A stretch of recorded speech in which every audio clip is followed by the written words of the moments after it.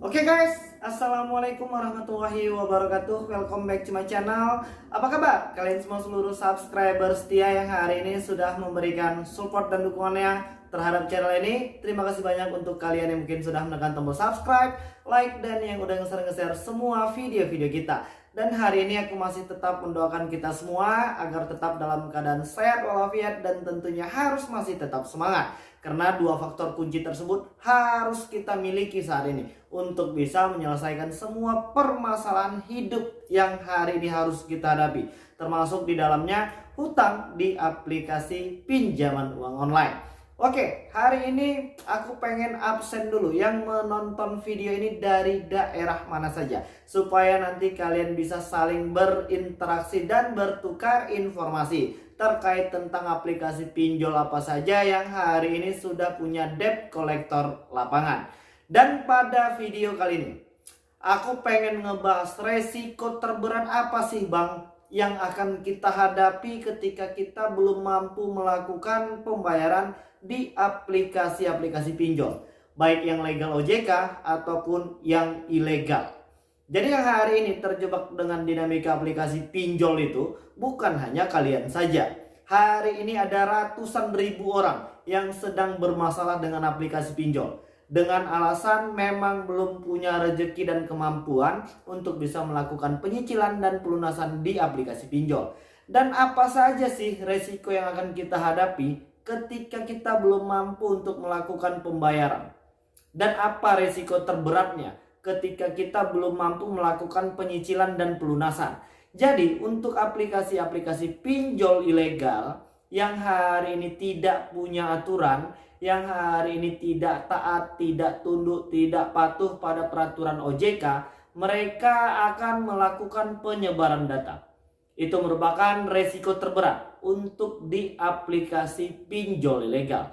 Dan kalian tidak perlu merasa takut dan tidak perlu merasa malu, karena yang menghadapi masalah seperti itu bukan hanya kalian. Jadi yang hari ini sedang mendapatkan datanya disebar oleh aplikasi-aplikasi pinjol ilegal, ayo segera bangkit. Jadi bagaimana Bang solusinya ketika aplikasi pinjol ilegal melakukan penyebaran data?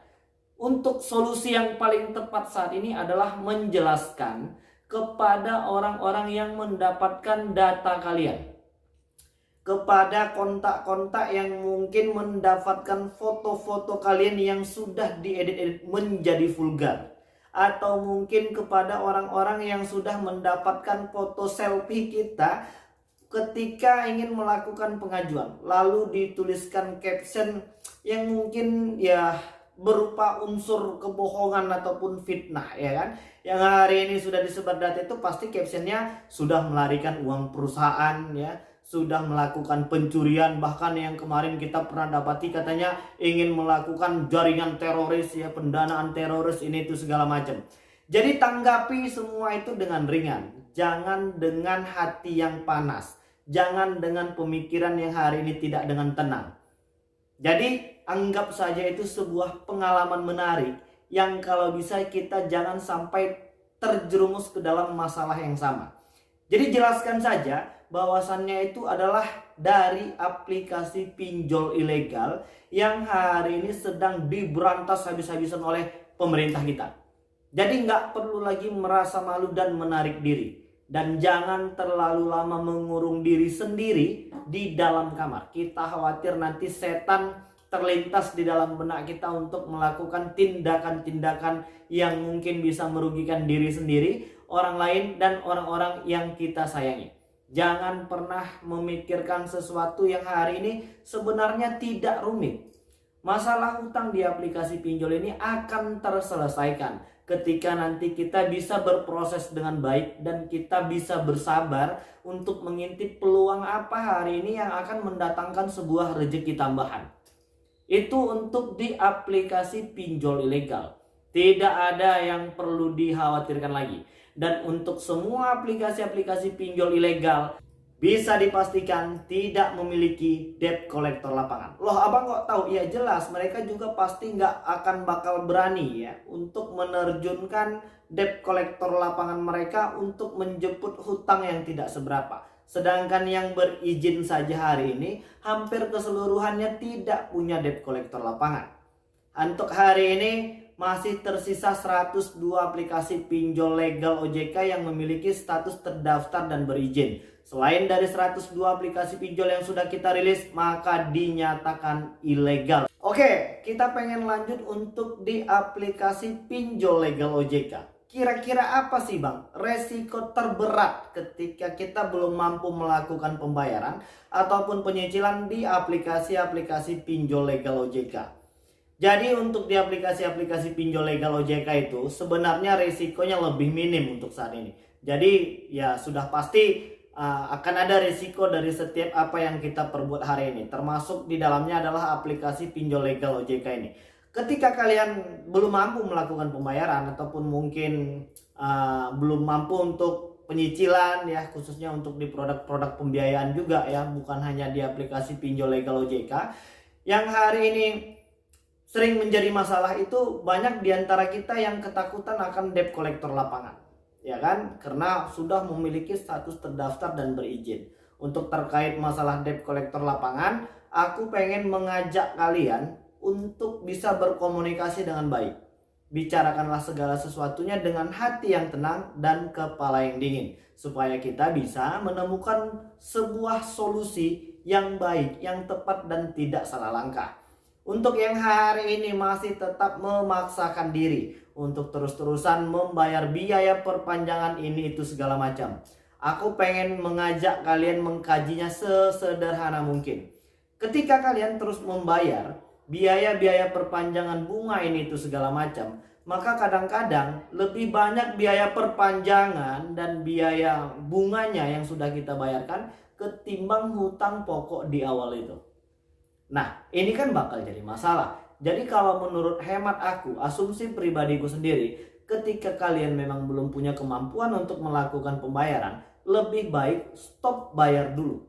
Dan akan kita lanjutkan nanti ketika kita memang sudah punya kemampuan untuk mencicil sedikit demi sedikit. Ketimbang harus gali lubang tutup lubang lagi hanya untuk membayarkan biaya perpanjangan. Jadi hari ini banyak yang khawatir, Bang ini bagaimana kalau seandainya tidak dibayar, maka jumlah denda dan bunganya akan terus membengkak, akan terus membesar dan bertambah banyak. Banyak pertanyaan yang seperti itu. Jadi pihak OJK, AFI dan pemerintah sudah memberitahukan agar untuk tidak memberikan biaya denda dan bunga melebihi dari 100% jumlah pinjaman pokok.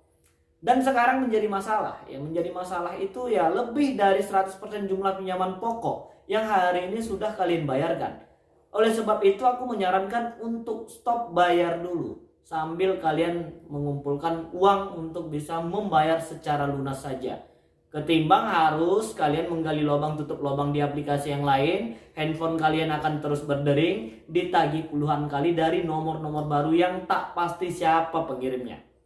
Jadi kalau seandainya kita memutuskan untuk tidak menambah lebar deretan panjang masalah ini, misalnya kan kita hanya berurusan dengan satu aplikasi.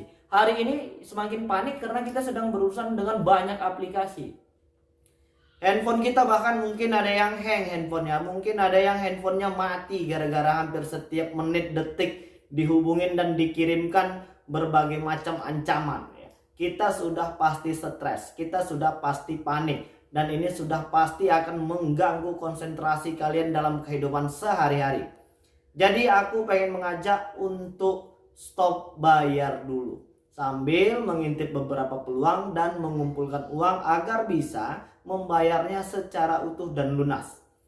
Dan apalagi Bang resiko terberat ketika kita belum mampu melakukan atau mungkin gagal bayar di aplikasi-aplikasi pinjol legal OJK itu? Ya blacklist B-checking ya, Slick OJK, hanya itu.